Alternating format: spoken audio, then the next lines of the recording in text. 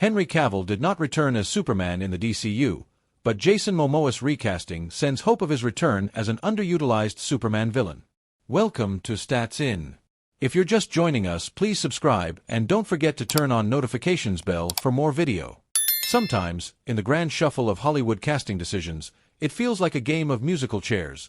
When the music stops, you're left holding a character you've barely had a chance to make your own.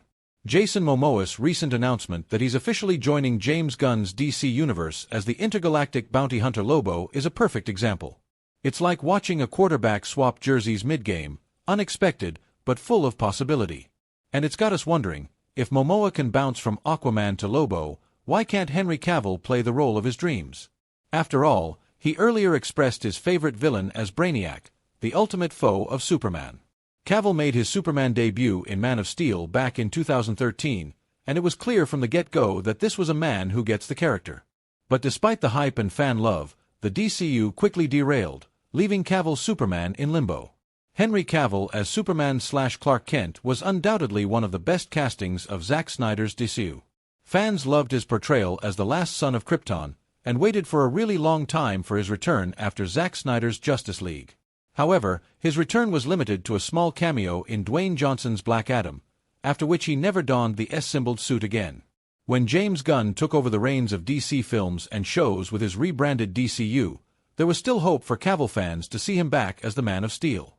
Excitement punched through the roof and flew sky-high when Cavill let go of one of his favorite roles, Geralt of Rivia in The Witcher, possibly to focus on another project. Many speculated that this was his long-awaited return to the role that put him on the Hollywood map. However, the reality was far from that, as along with Gal Gadot, Ray Fisher, Ben Affleck, and Ezra Miller, Cavill was not invited to reprise his role in DCU as well. However, since Jason Momoa, who played Aquaman/Arthur Curry in the DCU, was called back to play a new role in DCU, there is a renewed sense of hope that Cavill might see his return as well, albeit in a new form. One that he might like very much. In one of his older interviews with JOE.ie, Cavill had mentioned a list of his favorite comic book villains, with Brainiac as his favorite. This was during his Justice League press tour when he was playing Kal-El. His return to the DCU can still be possible, much like Momoa, flipping sides from heroic to a darker shade. And Cavill is still in James Gunn's good books, which might give him a chance to redeem himself, though not as Superman but as one of his biggest nemesis, Brainiac. Jason Momoa's story is what a Hollywood dream looks like. From once struggling to pay rents, to starring in some of the biggest franchises, he has seen it all. Whether it is Game of Thrones' Khal Drogo, Dune's Duncan Idaho, or DCU's Aquaman, Momoa has aced them all with his tough-as-nails personality.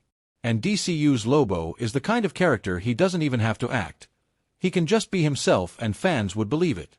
After the DCU's infamous crash left Aquaman like a fish out of water, Momoa had almost lost all hopes of ever returning to the franchise.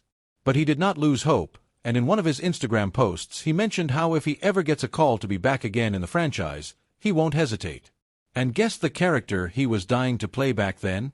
The Charnian bike-riding, shotgun-wielding space menace, Lobo.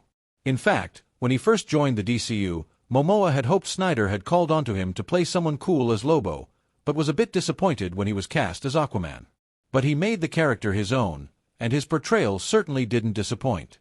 Years later, when he finally got the call from James Gunn, Momoa could not contain his excitement, going so far as to show off the script. The fans, too, joined him in celebration, as a majority of them had already fan-cast him as Lobo. If Gunn can make dream casting come true, can he also bring back Henry Cavill for another dream role? Let's keep our fingers crossed and hope so. A recent Teen Titans update might hint at how Gal Gadot's Wonder Woman will be replaced in the DCU. Welcome to Stats In. If you're just joining us, please subscribe and don't forget to turn on notifications bell for more video. DC fans are currently looking forward to the slew of projects that are set to kickstart James Gunn's DCU, and Teen Titans is close to the top when it comes to the most hotly anticipated projects. Currently set to be in the ideation process, recent updates have revealed that instead of focusing on the team featuring the likes of Robin, Beast Boy, Raven, Starfire, and Cyborg, the movie is set to be based on an earlier roster of the Teen Titans, as seen in the comics. That, in itself, not only sets up one major part of the DCU's future, but also potentially gives an update to one major character that has been featured in DC live-action previously, in the form of Gal Gadot's Wonder Woman/Diana Prince. Early rosters of Teen Titans, which was created in the comics back in 1964, featured Diana Troy as Wonder Girl, Prince's, somewhat, sister who was one of the founding members of the team. That, in itself, suggests that Wonder Woman is set to be replaced, which solves a major DCU problem. It allows Gal Gadot's legacy to remain untainted, and also lets James Gunn replace Wonder Woman with Wonder Girl, with the Teen Titans movie set to emerge as the project introduces Donna Troy. Of course, the rumors merely state that Teen Titans is set to revolve around an earlier roster of the superhero team.